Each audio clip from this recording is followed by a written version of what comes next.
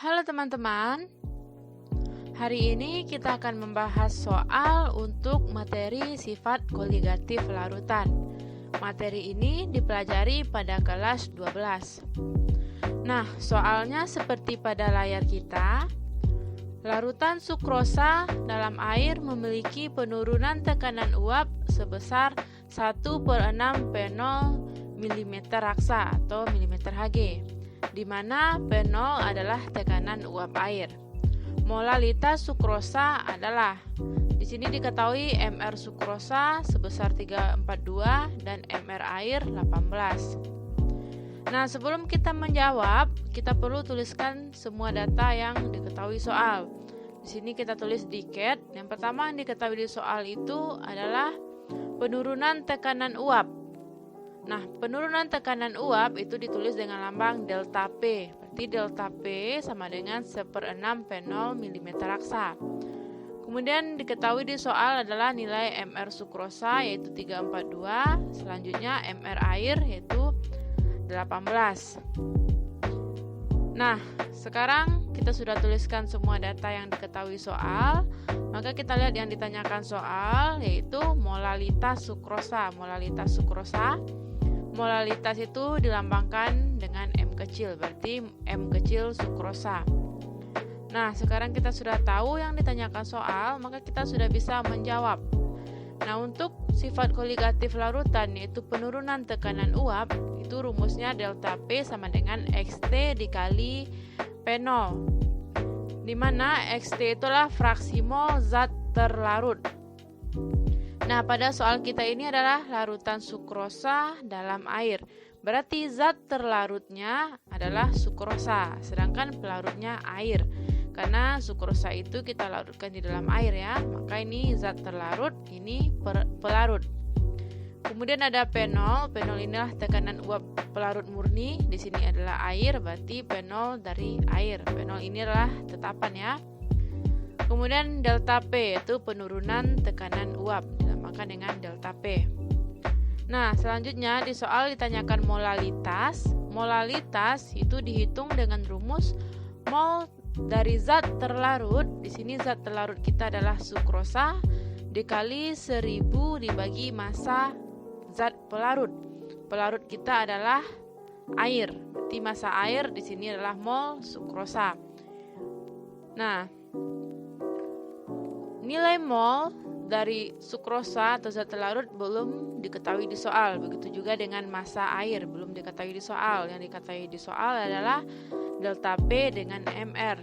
Namun, mol zat terlarut itu bisa kita cari dari rumus delta P sama dengan XT dikali P0, di mana XT adalah fraksi mol zat terlarut. Makanya kita perlu mencari fraksi mol untuk mengetahui mol zat terlarut. Nah, kita tuliskan lagi ke dalam persamaan delta P sama dengan XT dikali P0. Delta P itu 1/6 P0 dikali XT dikali P0. P0 adalah sama, maka akan habis, maka didapat XT itu sebesar 1/6. Ini adalah fraksi mol zat terlarut atau fraksi mol sukrosa. Nah, di mana fraksi mol itu di sini lambangnya XT, T itu terlarut, sama dengan mol zat terlarut dibagi mol zat terlarut ditambah mol pelarut atau mol total. Sedangkan XP itu adalah fraksi mol pelarut, berarti mol zat pelarut dibagi mol terlarut ditambah mol pelarut atau mol total ya yang di bawah ini. Nah, XT-nya adalah 1/6. Hubungan XT dengan XP itu adalah XP atau ditambah dengan XT itu adalah 1, berarti fraksi mol pelarut ditambah fraksi mol terlarut itu totalnya adalah 1.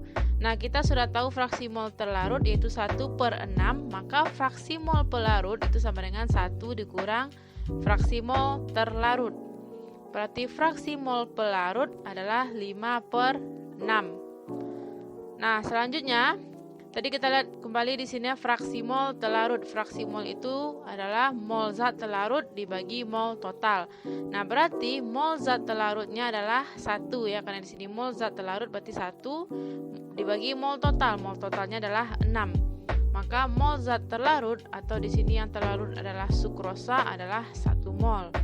Kemudian pada fraksi pelarut itu rumusnya mol zat pelarut dibagi mol total. Mol pelarutnya adalah 5, mol totalnya 6. Di sini samakan 6. Berarti mol pelarut kita adalah air adalah 5 mol. Berarti tadi mol terlarut ditambah mol pelarut berarti mol terlarut 1 ditambah mol pelarut 6. Makanya di sini 6 ya. Berarti 1 tambah 5 6, 1 tambah 5 6. Maka didapat mol zat terlarut dan pelarut itu 6 ya. Nah, jadi kita sudah tahu mol zat terlarut atau gula sukrosa ini 1 mol. Kemudian pelarut air itu molnya 5 mol. Nah, yang ditanya soal adalah molalitas sukrosa atau M kecil dari sukrosa. Rumus molalitas yaitu mol zat terlarut dikali 1000 dibagi massa pelarut. Nah, sedangkan yang kita ketahui dari soal baru mol terlarut yaitu 1 mol, ini sudah ada. Kemudian yang diperlukan untuk menghitung molalitas itu massa pelarut. Sedangkan yang diketahui soal baru mol pelarut atau mol air itu 5 mol yang kita perlukan massa.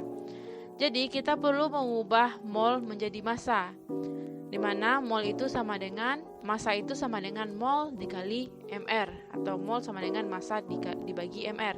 Massa air sama dengan mol air dikali mr air. Mol itu 5 mol, mr-nya diketahui ya 18. Maka kita sudah bisa menghitung massa air yaitu 5 mol dikali 18 mr-nya.